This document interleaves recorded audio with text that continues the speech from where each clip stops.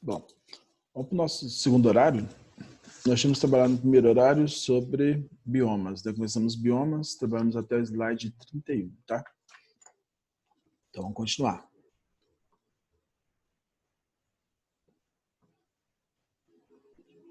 Aqui.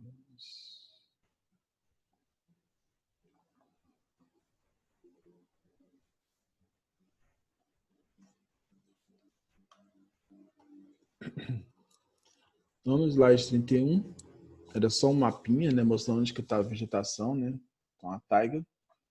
A gente continua a partir desse aqui, tá? É um pouquinho da descrição com relação à vegetação da taiga, ou floresta boreal, né? Bom, primeira coisa, condição climática rigorosa. Então aqui o rigor mesmo está relacionado com os invernos, tá? Os verões são bem curtinhos e os invernos são muito longos. Então o inverno não é só nos 3 meses de inverno. Então ele pega parte da primavera, parte do outono e o inverno, entendeu? Então geralmente vai ficar mais ou menos ali em torno de uns 10 meses, 9 a 10 meses ali bem frio, tá? Na vegetação do tipo taiga, os ramos são flexíveis porque grande parte da precipitação, por ser uma região fria durante grande parte do ano, ela é sólida, está de neve. Então a neve vai acumulando nos galhos, ela começa descendo com peso, aí a neve cai e volta de novo. Entendeu? Por isso que ela é flexível. Se fosse muito rígido, poderia acontecer dele quebrar.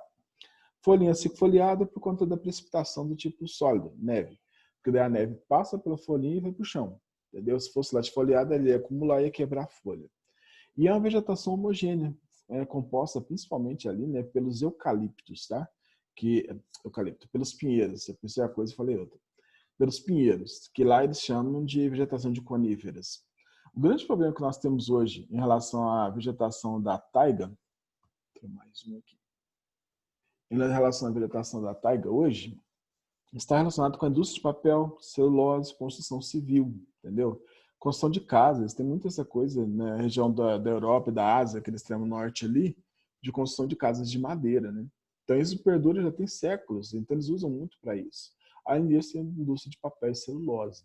O Canadá, inclusive, gente, é um lugar onde a taiga já entrou para o hotspot ecológico, né? Pelo desmate que eles fazem lá.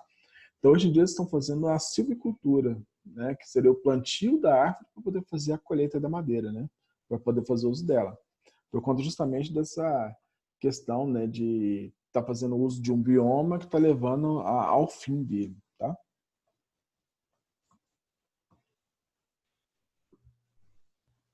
Espera aí que já vai, porque quando admite alguém, ele trava, não sei porquê.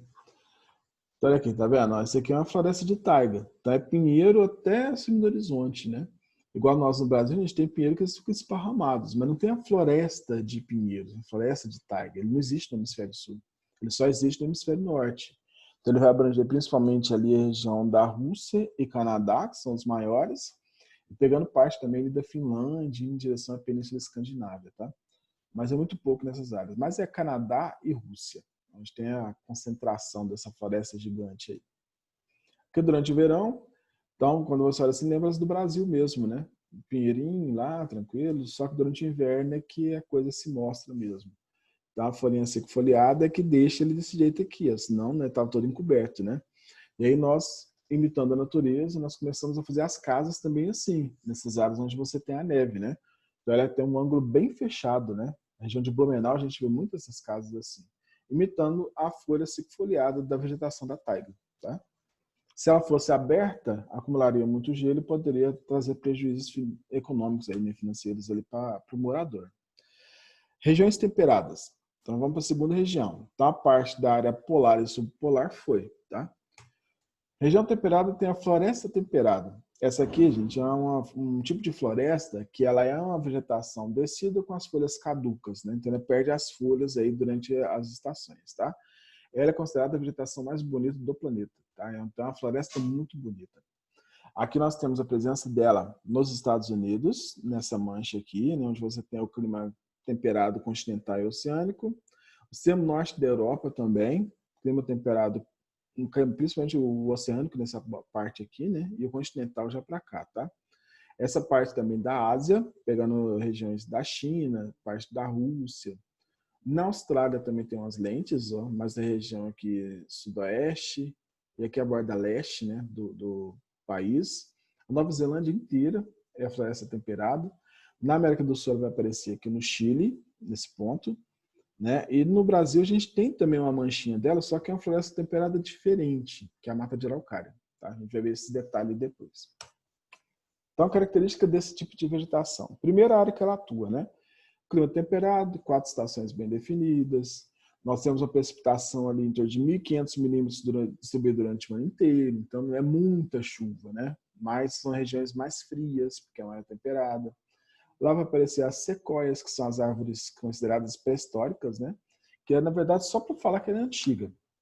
Porque, na verdade, ela não é pré-histórica, né?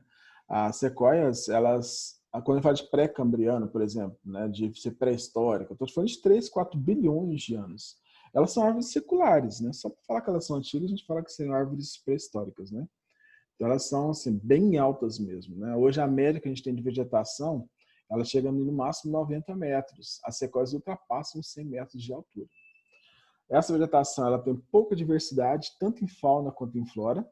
Quando a flora ela é baixa de diversidade, a fauna também acompanha, tá? Então não tem muitas espécies ali vivendo na região, não.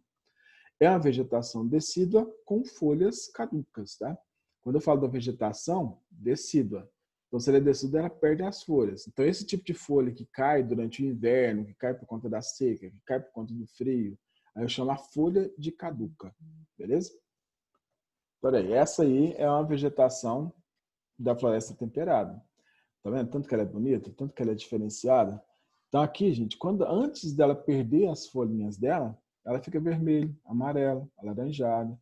E aí se mistura com o verde que já está por ali. Aí depois ela começa a secar para depois ela cair.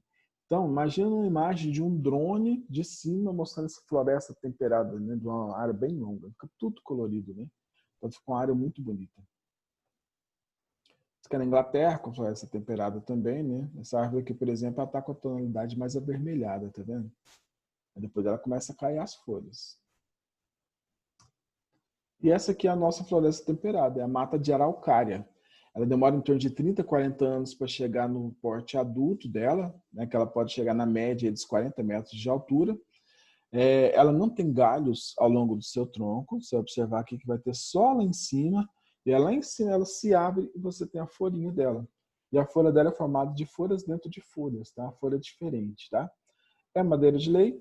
Em razão disso, hoje nós só temos 7% dessa vegetação, né? Foi bem devastada para a construção civil, a indústria de papel, celulose e tudo mais, tá? Então é madeira de lei, então eles acabam desmatando mesmo. Todo lugar onde você tem um relevo mais acidentado e é mais frio vai aparecer araucária. Então, ela é predominante principalmente ali da região do Rio Grande do Sul, né, nas serras gaúchas, em fronteira com as serras catarinenses, né? Que no contexto geral ali é a Serra Geral, né? Que vai de cima até embaixo ali na região do Rio Grande do Sul. Mas daí tem o nome regional, Serra Gaúcha, Serra Catarinense, tá? Então ali a gente tem a mata de araucária. A escola não tem muito, né, o costume de ir para o NR, que é o nosso recanto, que fica na região, né, da São José dos Pinhais, divisa São Paulo com Minas Gerais. Lá tem araucária. Aí você pensa assim, mas lá não é sul do país. Por que lá tem araucária? Porque é frio. Regiões de serras, que são mais frias, aparece araucária. Se tiver uma área de Patos de Minas que estiver mais fria, né, aparece araucária. Se tiver uma área de Catalão, que tem também, vai aparecer araucária, que já está no centro-oeste, né? Itumbiara, Goiânia. Se tiver uma área de Uberlândia fria, aparece, entendeu? Então, de qualquer lugar que tiver essa área mais fria, pode aparecer essa árvore de araucária, tranquilo? Mas o comum dela mesmo é no sul do país, tá? A região de São José dos Pinhais, gente, fica pertinho de Campos do Jordão. Só para você ter ideia que é um lugar mais frio, né? Fica em cima da Serra da Mantiqueira. Olha a folhinha dela que interessante, né? Então aqui, você tem o galinho com as folhas e uma folha caiu, eu peguei e tirei uma foto. Isso aqui eu tirei lá no NR, lá em São José dos Pinhais. Então, uma folhinha dentro de outras folhinhas, tá? Forma uma folha só. São várias folhas dentro de outras folhas, tá? Bom, além de nós temos a floresta temperada, a nossa floresta temperada araucária, as estepes também faz parte dessa região aí, tá? Então, estepe e pradaria, gente, se você entender um, entende o outro. O que é a diferença? A pradaria acontece no lugar que tem chuva, a estepe no lugar que é seco, entendeu? Então, as estepes, ela acontece no lugar onde você tem mais umidade, os solos são melhores, então ela fica toda densa, uma gramínea densa. A estepe não. Se ela é de uma região árida que não chove, é um tufo de grama aqui, outro lá na frente, entendeu? Ela fica esparramada, entendeu? E ela fica toda seca, ela é diferente. Ao você ver a foto aqui, você vai conseguir entender isso. Então aqui nós temos as manchas onde se concentram os estepes, né? Aqui é a região de deserto dos Estados Unidos, né? Deserto do Colorado, Novo México, Utah, Arizona, deserto de Sonora. Pega esse pedacinho aqui. Só gramíneazinha tipo estepe. Aqui já pega a região onde nós temos uma área mais semiárida, tá? Então aqui nós temos estepes também, só que ela é misturada com as pradarias. Então onde você tem menos precipitação, estepe. Onde tem mais, você tem as pradarias acontecendo, tá? Então a primeira característica da estepe é de regiões secas, frias e a vegetação rasteira, tá? Ela é gramínea. Os botânicos classificam ali que ela seria uma transição. Não chega a ser um deserto, né? Porque não é só areia, mas também não é uma sabana, porque não é arbustiva, ela é só herbácea, entendeu? Está na transição, está no meio dos dois. Aqui nós temos verões bem quentes, invernos rigorosos, então nas estepes pode chegar a nevar, desde que tenha umidade aí, né, durante o período das chuvas, tá? Se tiver umidade, pode acontecer precipitação, tá? E, inclusive, pode até nevar. Essas regiões podem. A região, por exemplo, do deserto do Kalahari, né, neva, entendeu? Quando você tem precipitação, consegue sair do mar e chegar até lá. Porque se não tiver, vai ficar só frio mesmo, né? Nevar mesmo. A vegetação ela é xerófita, então ela resiste a essa escassez da umidade, né? Então ela consegue ficar muito tempo ali sem aquela chuva. Então nós temos ali esse tipo de vegetação aqui, ó. Tá vendo? Então agora tem esse tufo de gramínea aqui, outro lá na frente, aqui e aqui. Não é aquela tipo uma pastagem, não, tá? Então ela seria assim, com espaços vazios entre elas, tá? Na região dos Andes também a gente vê essas estepes. E as pradarias já seria a mesma gramínea, só que agora ela está densa, onde você tem mais chuvas, os solos são mais férteis, tem mais rico em calcário, em minérios, entendeu? Então o solo fica diferente, a gramínea vem diferente também. Então aqui nós temos onde que tem essa vegetação mais densa, tá? Aqui na região dos Estados Unidos, no Vale do Mississippi e Missouri, nós temos as pradarias. Na região sul do Brasil e em direção à Argentina, também as pradarias, que aqui no Brasil a gente chama de campos, né? E regionalmente é chamado de pampas, os pampas gaúcho, que vai em direção à Argentina, são os pampas argentinos, tá?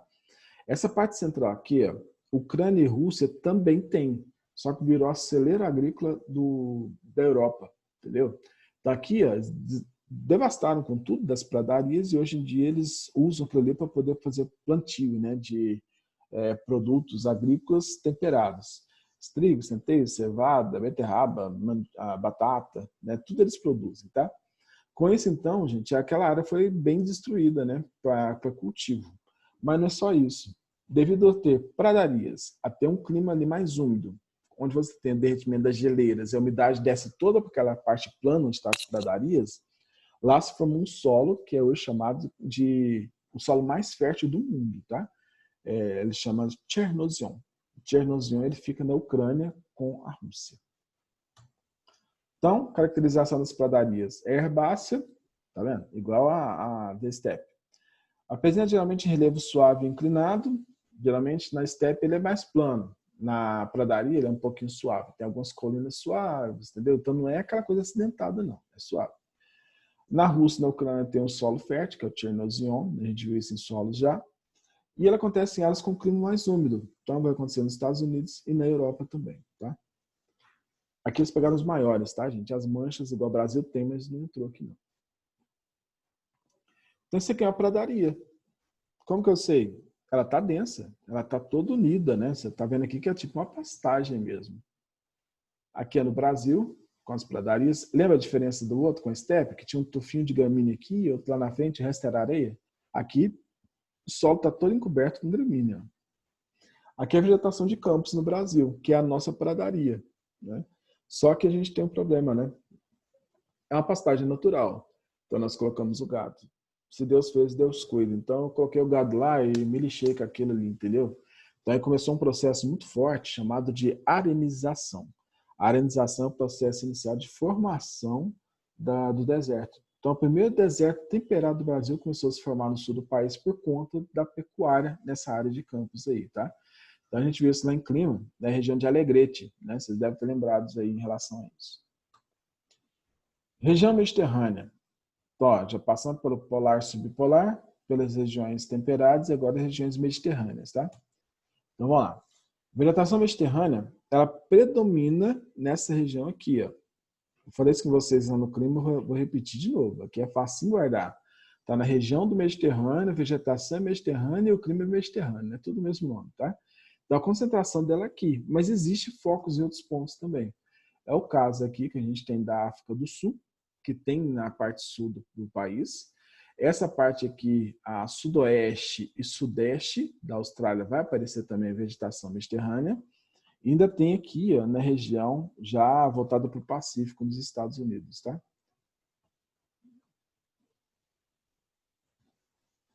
Peraí que eu já vou ver. Ó, qual a diferença de desertificação e arenização? É o seguinte, quando nós fazemos o deserto, que é a ação antrópica, que a gente também consegue produzir isso, né? Nós temos ali a desertização acontecendo. Então, eu estou formando um deserto. Então, você tem que ter um processo de formação dele. O primeiro processo, a primeira fase da formação de um deserto é a arenização. É quando, por conta do pisoteio do gado, ele vai formando um canal concentrado, só com uma área muito plana, então não vai formar uma erosão, entendeu? Mas vai sendo lavado, o solo vai sendo lavado, a gramínea vai morrendo, né? E aí começa, o solo, como é rico em areia, ele começa a ficar só areia. E essa areia, esse banco de areia, ele vai crescendo, vai aumentando. Então, na região de Alegrete, por exemplo, já são 13 municípios que são totalmente carregados com areia, só areia no solo. Não tem vegetação, não tem mais nada, entendeu? Então, na verdade, a arenização é o processo inicial de formação de um deserto. Tá?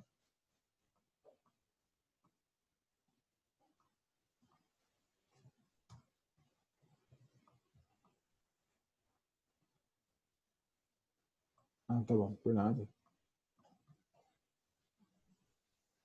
Bom, então essa vegetação mediterrânea é formada por maquis e garrigues, tá? O maquis, ele é fechado, ele é denso. O garrigues, ele é aberto, então ele é espaçado, tá? Então, na área onde nós temos os maquis, geralmente você tem um solo mais fértil, você tem mais chuva. Por isso que ele é fechado. Então, esses aqui são pequenos arbustinhos de 1,20 m, 1,5 m, ele é pequenininho. E às vezes ele aparece todo denso, todo grudadinho com o outro, né? Preenchendo todo o solo. Então, ele é chamado de maquis.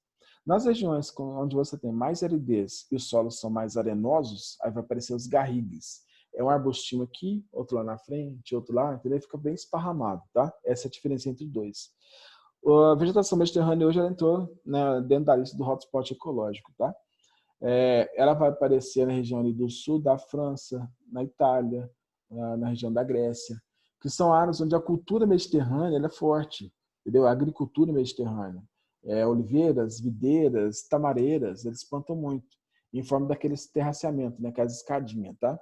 Então, eles estão desmatando a vegetação mediterrânea para poder colocar culturas, entendeu? Então, isso está acontecendo por lá.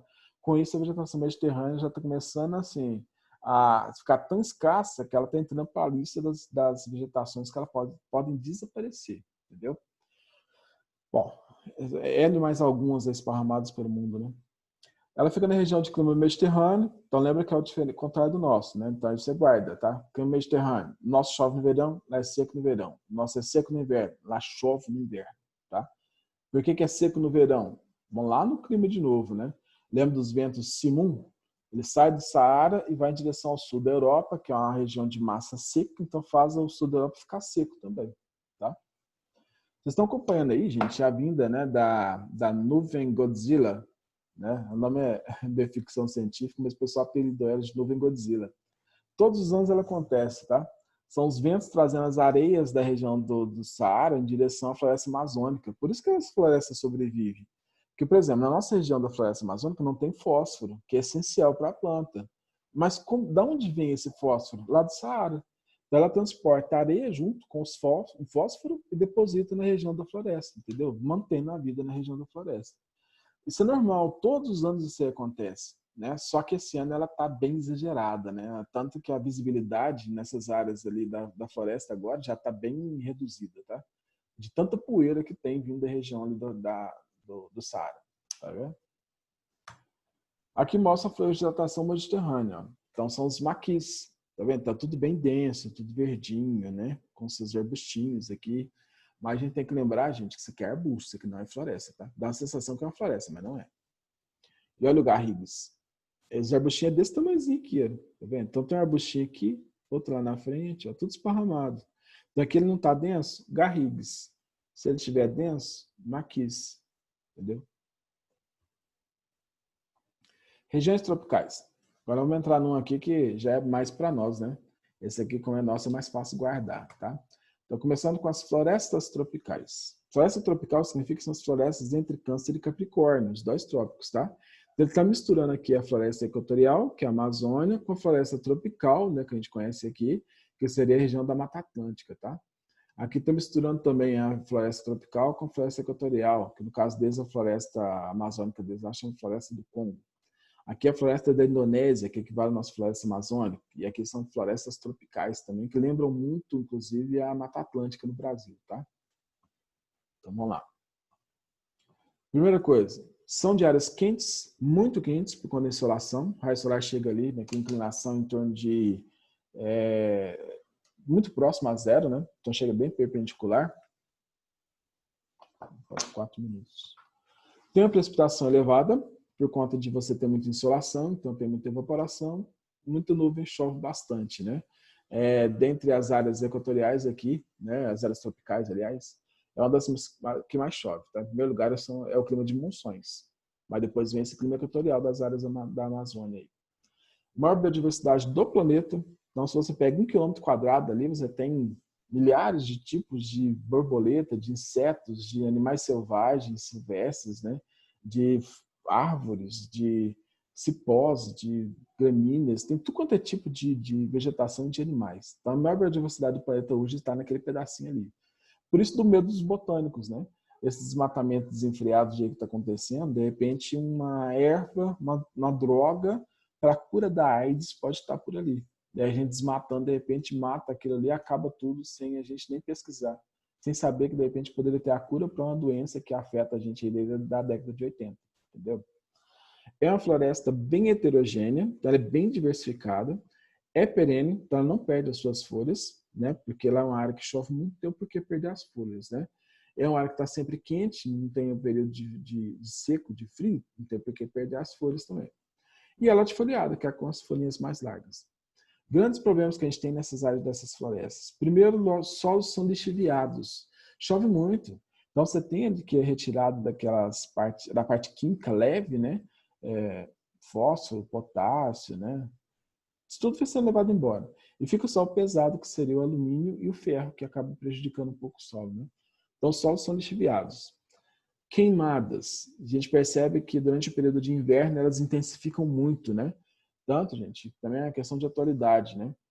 No ano passado nós tivemos muito problema com queimadas. Esse ano o assunto já começou a aparecer nessa semana, tá? As queimadas na região amazônica intensificaram muito, tá? E tem muitos órgãos internacionais, empresas, governos, que eles investem no Brasil, eles mandam dinheiro para a gente por conta de preservação da nossa área florestal. Então eles estão questionando o Brasil com relação a isso, né? Queimadas, desmatamento, está aumentando muito. Eles estão percebendo que as queimadas já estão intensas e estão pressionando, porque se o Brasil não reduzir essas queimadas que estão acontecendo, esse desmatamento, essa redução da floresta do jeito que está, que eles vão cortar essa ajuda, eles não vão mandar essa ajuda não. E é muita grana que vem de fora, tá? O ano passado foi muito comentado com relação ao instrumento que a Dinamarca. A Dinamarca manda também muita grana para a gente aqui. Estou ligado àquela questão de crédito de carbono, entendeu? Porque quando eles compram para nós preservarmos, né, eles pagam para a gente manter essa floresta aí. Isso gera crédito de carbono, né, para eles, lá no caso, que a gente está vendendo para eles. Aqui mostra uma área com a floresta densa, né, uma mata equatorial. Então, isso aqui seria a floresta amazônica. É uma área bem plana, que a gente vê aqui a sinuosidade do rio, né, com os meandros. E ela está bem densa, né? Você percebe que as copas aqui estão tudo grudadinho, né, uma na outra. Aqui também é a área da floresta. É uma área bem plana. Uma forma de você definir, gente, se é floresta amazônica ou tropical, né, nas nossas áreas de serras, é o relevo. Na nossa região não tem essas áreas planas assim, é só na região norte. Ó. Isso aqui é a floresta amazônica, é a floresta equatorial. Isso que não precisa não. Que são as partes da floresta amazônica. Ela é separada em mata de Igapó ou Caiagapó, tem os dois nomes, que é a região que está sempre inundada, está sempre água da floresta lá. Tá? Então, em razão disso, você tem a vegetação de porte menor. Mata de várzea, que só inunda durante as cheias, o porte é mediano, tá? E a mata de terra firme, que seria a região onde nunca inunda. São as árvores maiores, que chegam a 90 metros de altura, tá? Igapó, gente, a literatura traz também como caiagapó, tá? E a de terra firme traz também como caetê, entendeu? Pode ser os dois. Mas caetê não é muito usado. Agora, igapó e caiagapó, eles costumam usar os dois termos, né, o tempo todo. Deu horário. Estou aqui mostrando dentro de um com o rio, né, região de Igapó, aqui seria de várzea, e na 3 a região de terra firme. Que mostra a terra firme. Aqui a várzea, que inunda durante as cheias. E aqui Igapó, dentro da água, mostrando a Vitória Régia. Que também é Igapó. Aqui a fauna presente na região, então lá tem de tudo, né? Tem muito desses papagaios, né? Doidão, tudo colorido, muita onça. O fruto do guaraná, que a gente faz o guaraná, e o peixe-boi, é um dos animais símbolos também da região. Bom, então aí na semana que vem a gente continua aqui no slide 69, tá? Alguma pergunta, gente?